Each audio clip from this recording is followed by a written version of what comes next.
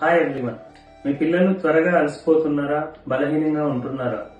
అయితే మీ పిల్లలకు ఐరన్ డెఫిషియన్సీ, అనీమియా ఉండే ఛాన్సెస్ చాలా ఎక్కువగా ఉన్నాయి. This is doctor Sridhar Reddy, your consultant paediatrician and neonatologist. Anaemia అంటే మన బాడీలో హిమోగ్లోబిన్ లెవెల్స్ తక్కువగా ఉండడం. హిమోగ్లోబిన్ మన బాడీలో లంగ్స్ నుంచి మిగతా బాడీ పార్ట్స్ అన్నిటికీ ఆక్సిజన్ ని ట్రాన్స్పోర్ట్ చేస్తుంది. అలాంటి హిమోగ్లోబిన్ ఫామ్ అవ్వడానికి కావాల్సిన మెయిన్ మినరలే ఐరన్.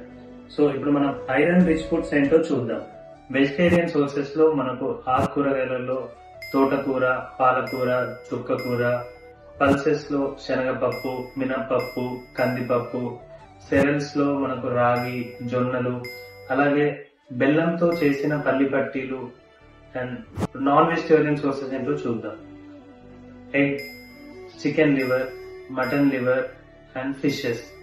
ఒకవేళ మీ పిల్లల్లో అనీమియా లక్షణాలు ఉంటే మీ దగ్గరలో ఉన్న పీడియాట్రిషియన్ ని కన్సల్ట్ అవ్వండి. Thank you.